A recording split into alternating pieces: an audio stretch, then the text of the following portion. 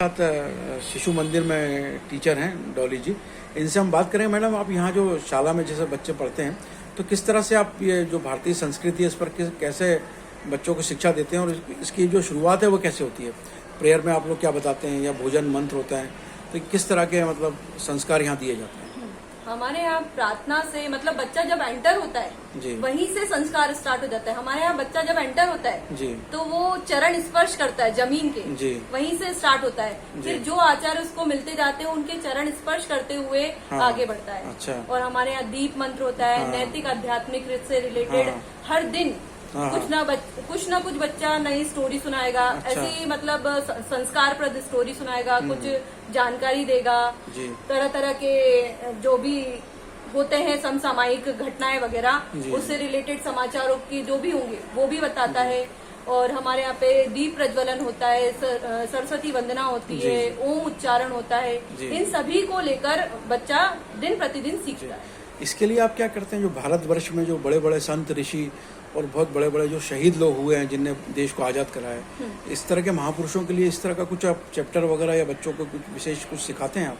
Chapter होता है, और इनकी जिस दिन जिनकी जयंती होती है उस जी। दिन उनका छोटा सा प्रेरक प्रसंग हो गया, उनकी कुछ ऐसी घटनाएं हैं जो जी। उनके लिए मुख्य थी, हाँ, मतलब जो प्रसिद्ध थी, वो घटनाएं बच्चों के समक्ष रखी जाती हैं, उन्हें जी। बताया जाता है समय समय पर। जी, जी। उसके तो बाद आध्यात्मिक चेतना के लिए आप लोग अलग से जैसे रामकृष्ण के ऊपर या गणेश जी हैं या इस तरह का कुछ वो करते हैं आप? हमें अलग से करने की कुछ जरूरत नहीं। हमारी जो प्रार्थना सभा होती है उस प्रार्थना सभा से ही हाँ, हमारे यहाँ पर हर दिन मतलब गणेश जी हैं तो केवल गणेश जी का ही नहीं, हर हाँ, दिन हर भगवान का जी, हमारे यहाँ स्मरण होता है। जी।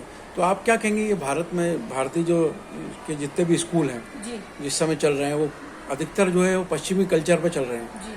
तो कैसे मतलब उनको भारतीय संस्कृति में कैसे ढाला जाए, और सरकार को इसके लिए क्या करना चाहिए आपके हिसाब से? सरकार को उसके लिए पहले तो शिक्षकों को जागरूक करना होगा कि शिक्षक इस चीज को अपनाएं। जी। शिक्षक भी प्राचीन सभ्यता को छोड़कर जी। जो ये पश्चिमी सभ्यता है उसको अपनाते जा रहा हाँ, है ना? जी। तो पहले तो हमको सीखना होगा, जी। तभी हम बच्चों को सिखा पाएंगे। जी, जी। हाँ। तो ये जो कारण है, इस कारण जैसे कॉलेजेस में आप देख रहे हैं जो जीन्स टॉप वगैरह पहन के बच्चे आते हैं, और काफ़ी मतलब अनुशासनहीनता कॉलेजेस में पाई जाती है, जी। तो इसके जो संस्कृति है भारतीय संस्कृति, इससे कुछ फर्क पड़ेगा अगर सरकार इस पर कुछ ड्रेस कोड वगैरह लागू जी करती है? बिल्कुल, ड्रेस कोड से बहुत प्रभाव पड़ता है। ड्रेस कोड एक अपनी पहचान होती है जी।